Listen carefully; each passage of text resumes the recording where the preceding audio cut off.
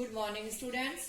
आज हम अपनी पाठ्य पुस्तक वसंत में पाठ 2 लाख की चूड़ियां पढ़ेंगे, जिसके लेखक श्री कामतानाथ जी हैं। अब हम चलते हैं श्री कामतानाथ जी के परिचय के बारे में। श्री कामतानाथ जी एक महान साहित्यकार हुए हैं। उनका जन्म 22 सितंबर 1935 को लखनऊ में हुआ।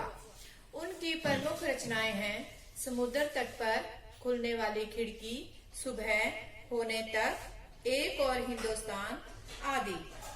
उन्हें अपने साहित्य लेखन के लिए उत्तर प्रदेश हिंदी संस्थान द्वारा साहित्य भूषण पुरस्कार से भी सम्मानित किया गया है।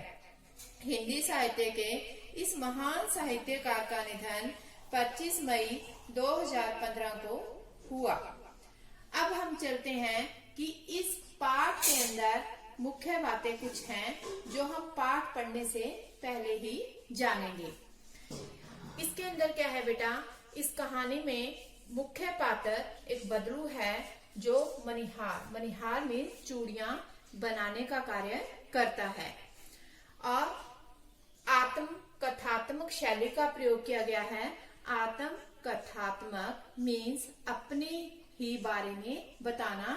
इसको मैंने थोड़ा यहाँ एक्सप्लेन किया है। आत्म कथा के द्वारा लेखक अपने जीवन, परिवेश, महत्वपूर्ण घटनाओं के बारे में पाठकों के सामने प्रस्तुत करता है।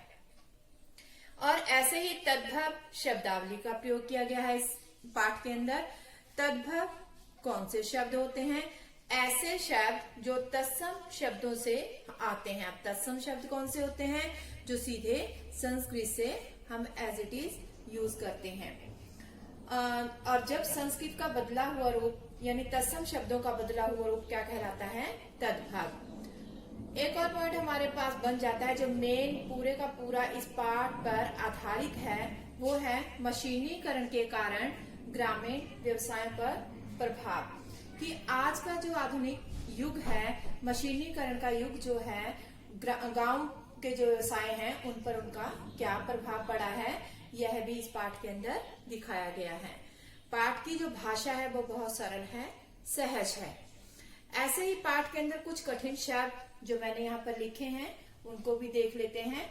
लाख का मीनिंग है लाल रंग का एक पदार्थ। चाह, ढेर, बहुत सा, भट्ठी, अंगीठी, चौखट, दरवाजे का फ्रेम, बेलन नुमा, बेलन के आकार की, मनिहार, चूड़ी बनाने वाला, वस्तु विनिमय, वस्तुओं का आदान प्रदान। ये पहले क्या होता था बेटा कि हमने किसी वस्तु की जिस चीज की जरूरत होती थी और उस वस्तु के बदले में कोई और वस्तु दे दी जाती थी, ऐसे वस्तुओं का आदान प्रदान किया जाता था, जिसे क्या कहा जाता है? वस्तु विनिमय। मशीन युग, मशीनीकरण या मशीनों का समय। लहक कर, खुश होकर, ये कुछ कठिन शब्द हमने यहाँ पर किए हैं। इनको आपने याद भी करना है और अपनी फेयर कॉपी पर भी लिखना है। अब हम चलते हैं कहानी की और कि पाठ हमारे पास क्या है।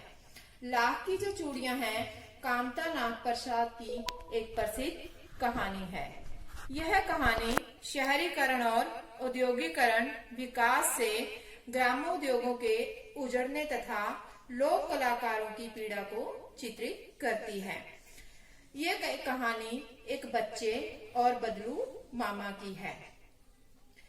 लेखक जब बालक था तो हर बार गर्मी की छुट्टियों में अपने मामा के घर जाया करता था। वह 1-1.5 महीना वहां रुकता था।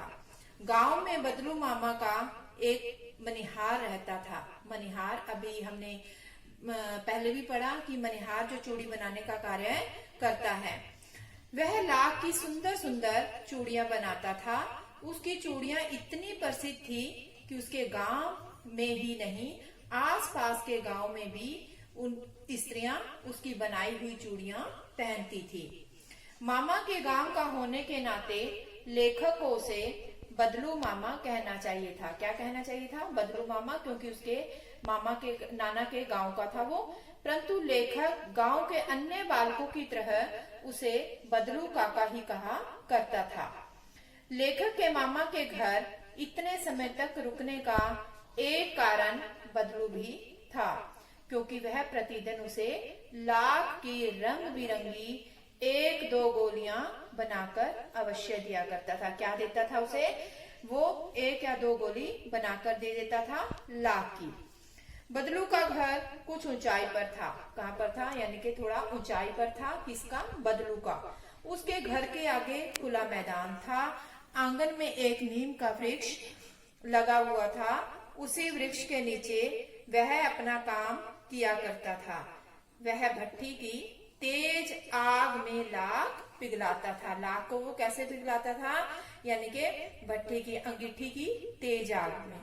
फिर वह लकड़ी की चौखट पर लाख को मुलायम करके पतली सलाख का रूप देकर उससे चूड़ियां बनाता था। अब हमें यहाँ ये पता चल गया कि बदलू जो था चूड़ियां कैसे बनाता था। इसके बाद वह सारी चूड़ियों को एक साथ बनाकर एक बेलन नुमा लकड़ी के गोल गुटके पर चढ़ा देता था। चूड़ियां रंग कर जब तैयार हो जाती तो उन्हें ऐसे देखता जैसे किसी नववधू की कलाई को देख रहा हो। अपनी चूड़ियों को पैसे में ना बेचकर अनाज आदि के बदले में देता था। आमतौर वह चूड़ियों के मोल भाव में जीत नहीं करता था, लेकिन विवाह आदि अवसरों पर वह चूड़ियों की मनमानी कीमत वसूल करता था। कांच की चूड़ियां उसे बिल्कुल अच्छी नहीं लगती थी। यदि वह किसी औरत को कांच की चूड़ियां पहने देखता तो कभी कभी उसे 2-4 बातें भी सुना दिया करता था। लेखक 2-3 साल तक अपने मामा के घर नहीं गया। क्यों? क्योंकि उसके पिता की बदली बहुत दूर हो गई थी।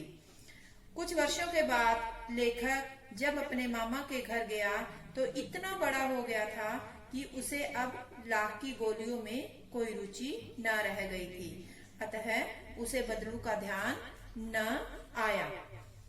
एक दिन जब उसके मामा की छोटी लड़की आंगन में गिर गई तथा कांच की चूड़ी उसकी कलाई में चुभ गई, तब उस घटना से लेखक को बदलू का ध्यान आया और वह बदलू से मिलने गया। अब देखो क्या होता है बेटा। बदलू नीम के नीचे बने चबूतरे पर अपनी खाट डाले बैठा था। अब वो बूढ़ा भी हो चुका था। उसने बदलू से उसके काम के बारे में पूछा, लेकिन बदलू ने उसे पहले तो पहचाना नहीं, लेकिन लेखक के बताने पर उसे कुछ कुछ याद आ गया। काम के पूछने पर उसने बताया कि उसने कई सालों से अपना काम बंद कर दिया है। क्यों? क्योंकि अब उसकी लाख की चूड़ियों को खरीदने वाला कोई नहीं है। सभी कांच की चूड़ियां पहनने लगी हैं। लेखक ने देखा कि बदलू अब बीमार रहने लगा है। उसका शरीर दुबला हो चुका था। इसके साथ साथ मशीनीकरण के कारण अपना काम उजड़ जाने की एक व्यथा भी छिपी हुई है। तभी लेखक ने उससे आम की फसल के बारे में पूछा। बदलू ने बताया कि आम की फसल बहुत अच्छी हुई है और वह अपनी पुत्री रज्जो को आम मंगवाता है ताकि वह लेखक को खिला सके। जब लेखक ने उससे उसके गांव के बारे में पूछा तो उसने बताया कि उसने गाय तो 2 साल पहले ही बेच दी थी। लेखक ने बदलू की पुत्री से आम लेते वक्त उसकी गोरी कलाइयों में लाख की चूड़ियां देखी। लेखक उन चूड़ियों के बारे में पूछना ही चाहता था कि बदलू ने बताया कि यही वह आखिरी जोड़ा है जो उसने बनाया था। लेखक सोच रहा था कि बदलू जरूर बूढ़ा हो चुका है, उसका अब काम भी कम हो चुका है, कम क्या खत्म ही हो चुका है, लेकिन अभी भी वह आसानी से टूटने वाला नहीं था, जैसे कि कांच की चूड़ियां। प्यारे बच्चों, उम्मीद करती हूँ कि तुमने वीडियो को ध्यान से सुना होगा। एक बार पाठ को भी अच्छे से पढ़ें।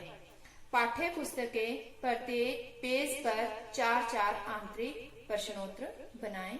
धन्यवाद।